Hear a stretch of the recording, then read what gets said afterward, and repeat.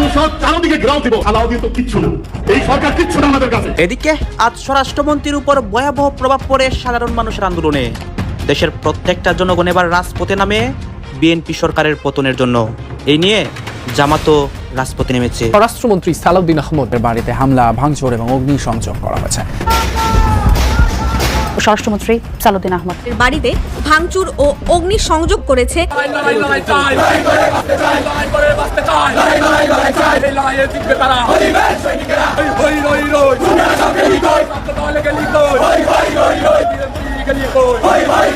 আমাদের লিডার শেখ হাসিনা রয়েছে, তার নেতৃত্বে আমাদের বিজয়কে সুনিশ্চিত করতে হবে।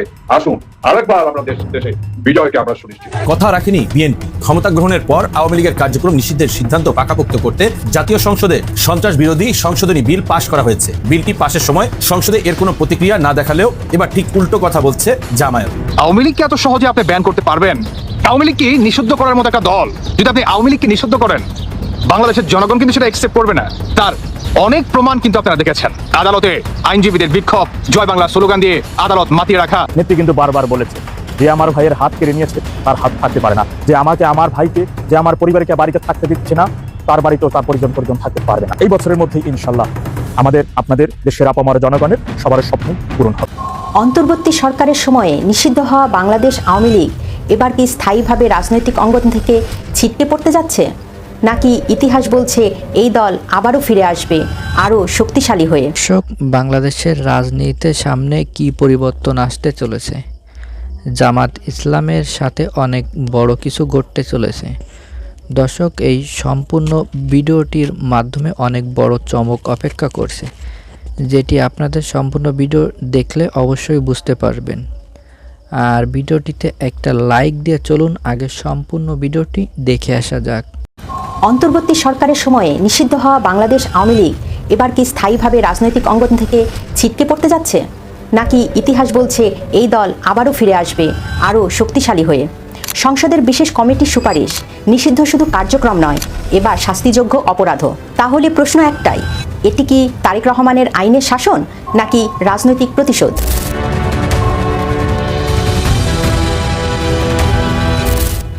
2025 সালের অন্তর্বর্তী সরকারের এক প্রজ্ঞাপনে আওয়ামী লীগের সব কার্যক্রম নিষিদ্ধ করা হয়, কিন্তু তখন একটা বড় ফাঁক ছিল। নিষেধাজ্ঞা ভাঙলে শাস্তি কি? কোনো স্পষ্ট আইন ছিল না। এখন সেই ফাঁকটাই পূরণ করতে যাচ্ছে বিএনপি সরকার। বর্তমান সেই অধ্যাদেশকে আইন বানাতে চায় বিএনপি, অর্থাৎ আওয়ামী লীগের ব্যানারে কোনো সভা, মিছিল, সামাজিক মাধ্যমে প্রচারণা, এমনকি দলীয় পরিচয়ে রাজনীতি সবই হতে পারে ফৌজদারি অপরাধ এবং এর বিচার হতে পারে আন্তর্জাতিক অপরাধ ট্রাইব্যুনালে। কিন্তু এটা কি নতুন কিছু, নাকি ইতিহাসের পুনরাবৃত্তি? এবারই প্রথম আওয়ামী লীগ নিষিদ্ধ হয়েছে, ব্যাপারটা তা নয়। 1971 সালে পাকিস্তান সরকার এই দলকে নিষিদ্ধ করেছিল। কারণ কি? কারণ আওয়ামী লীগ নেতৃত্ব দিচ্ছিল স্বাধীনতার আন্দোলনে, নেতৃত্বে ছিলেন বঙ্গবন্ধু শেখ মুজিবুর রহমান। কিন্তু ফলাফল কি হয়েছিল? আওয়ামী লীগ হারিয়ে যায়নি, বরং হয়ে উঠেছিল স্বাধীন বাংলাদেশের প্রধান শক্তি। এরপরও ইতিহাসে দেখা গেছে সামরিক শাসন, রাজনৈতিক দমনপীড়ন, গ্রেপ্তার, মামলা, এসবের মধ্যেও আওয়ামী লীগ বারবার ফিরে এসেছে। বিশ্লেষকরা বলছেন, বাংলাদেশের রাজনৈতিক দল নিষিদ্ধ করে স্থায়ীভাবে শেষ করে দেওয়া এমন উদাহরণ নেই। তবে কি বর্তমান পরিস্থিতি আলাদা? হ্যাঁ, কিছুটা আলাদা। কারণ এবার শুধু নিষিদ্ধ নয়, আইন করে আওয়ামী লীগ করা শাস্তিযোগ্য অপরাধ বানানো হচ্ছে। কিন্তু সমস্যা এখানেই। বিশ্লেষকদের মতে কোনো দলকে নিষিদ্ধ করা মানে রাজনৈতিক মাঠকে একপাক্ষিক করা। এতে গণতন্ত্র দুর্বল হয়। সবচেয়ে বড় কথা, এটি প্রতিহিংসা হিসেবে দেখা হতে পারে। রাজনৈতিক বিশ্লেষকরা আরও বলছেন, যদি আওয়ামী লীগ অপরাধ করে থাকে তাহলে আদালতে বিচার হোক, জনগণ ভোট দিয়ে প্রত্যাখ্যান করুক। কিন্তু আইন করে নিষিদ্ধ করা কেন হবে? তাহলে কি এটা বিএনপির কৌশল নাকি চাপের রাজনীতি? মজার বিষয় হলো, অন্তর্বর্তী সরকারের সময় বিএনপির মহাসচিব মির্জা ফখরুল ইসলাম আলমগীর বলেছিলেন, নির্বাহী আদেশে দল নিষিদ্ধ করা ঠিক নয়। কিন্তু আজ একই অধ্যাদেশে সংশোধন করে আইন বানানোর পথে। সরকার গঠনের পর বিএনপির কেন এই পরিবর্তন? তাহলে যে যায় লঙ্কায় সে কি রাবণ হয়ে যায়?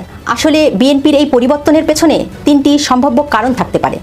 1, রাজনৈতিক প্রতিদ্বন্দ্বীকে মাঠের বাহিরে রাখা। 2, নির্বাচনকে সহজ করা। এবং 3, জামায়াত ও এনসিপির চাপ সামলানো। কিন্তু এতে ঝুঁকিও আছে, রাজনৈতিক প্রতিশোধের অভিযোগ উঠবে। আন্তর্জাতিক সমালোচনা হবে, ভবিষ্যতে একই অস্ত্র জামায়াত এনসিপি ব্যবহার করতে পারে বিএনপির বিরুদ্ধেও। নিষিদ্ধ এই খেলা নিয়ে আওয়ামী লীগ বলছে এটি গণতন্ত্রের বিরুদ্ধে আঘাত, এটি রাজনৈতিক নিধন। দলটির মুখপাত্র মোহাম্মদ আলী আরাফাত বিবিসি বাংলাকে বলছেন এর দায় বিএনপিকেই নিতে হবে। তাদের দাবি, জনগণের মধ্যে এখনও আওয়ামী লীগের শক্তিশালী সমর্থন আছে।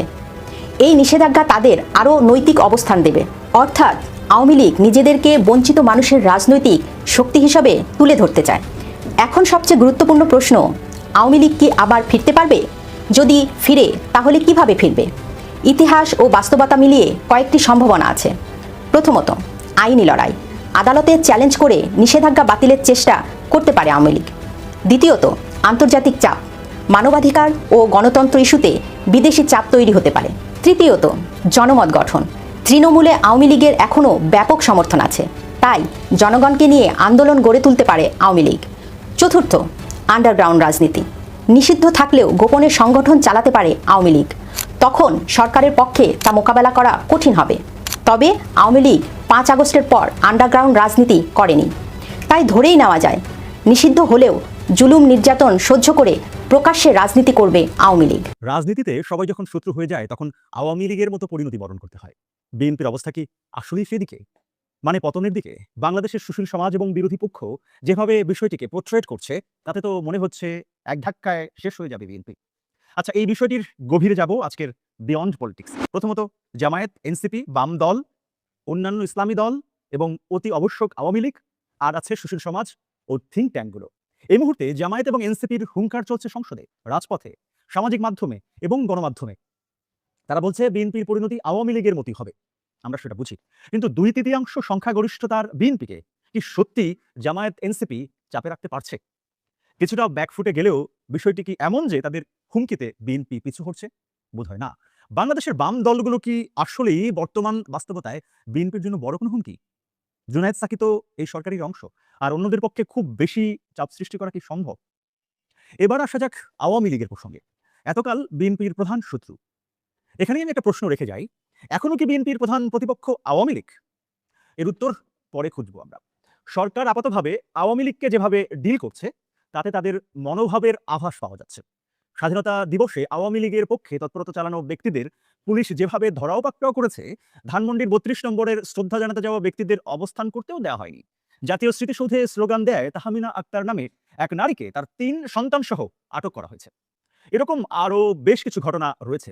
এর পাশাপাশি আওয়ামী লীগের কার্যক্রম নিষিদ্ধ করতে অধ্যাদেশ জারি করার কথাও বলা হচ্ছে। এই আইনে শাস্তির বিধানও রাখা হবে, এমনটাই বলা হচ্ছে। সব মিলিয়ে আওয়ামী লীগের বিরুদ্ধে বিএনপির অবস্থান এখন আর আগের মতো নেই তা বলা যাবে। তার মানে শত্রুর তালিকায় আছে আওয়ামী লীগও। সত্যি বলতে কি, যদি এমন পরিস্থিতি চলতে থাকে এবং এনসিপি জামায়াত বিএনপির সঙ্গে পেরে না ওঠে, তখনই ঘটবে আসল ঘটনা, সবাই একজোট হয়ে যাবে। আর তার সঙ্গে ইসলামী দলযোগ দিতে সময় নেবে না খুব একটা, এটা অনুমান করা কঠিন নয়। ফলে পরিস্থিতি ক্রমান্বয়ে বিএনপির বিরুদ্ধে চলে যেতে পারে। এ থেকে রেহাই পাওয়া প্রায় অসম্ভব হয়ে পড়বে তখন বিএনপির জন্য, কারণ বিএনপিকে একদিকে রাজনীতি ঠিক রাখতে হবে, অন্যদিকে সরকারও চালাতে হবে কিন্তু। ফলে একটি জটিল পরিস্থিতিতে পড়ার সম্ভাবনা রয়েছে বিএনপির। এরপর সবচেয়ে উদ্বেগজনক, ঋণ করে চলছে দেশ। অবৈধ ইউনূস সরকারের ফেলে যাওয়া বাংলাদেশে তারেক রহমান ক্ষমতা পেয়ে ঋণের পাহাড় আরো বাড়াচ্ছেন। 43 দিন বয়সী সরকার 41,000 কোটি টাকা ঋণ নিয়েছে। তার মানে গড়ে প্রায় প্রতিদিন 1000 কোটি টাকা ঋণ করেছে তারেক রহমানের সরকার।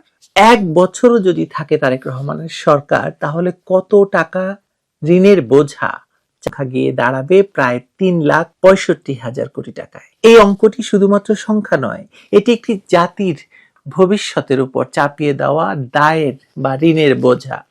আর এই ঋণের গোড়া খুঁজতে গেলে ফিরে তাকাতে হবে 2024 সালের আগস্টে, যখন জুলাই সন্ত্রাসের মাধ্যমে একটি নির্বাচিত সরকারকে উৎখাত করে ডক্টর মোহাম্মদ ইউনূসকে ক্ষমতার মসনদে বসানো হয়েছিল।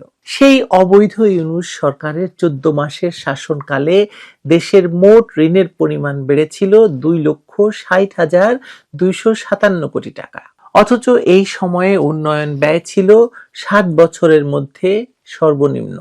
বার্ষিক উন্নয়ন কর্মসূচির বাস্তবায়ন হয়েছে মাত্র 1,53,000 কোটি টাকা, যেখানে আওয়ামী লীগ সরকারের শেষ অর্থ বছরে এই ব্যয় ছিল 2.5 লাখ কোটি টাকার উপরে।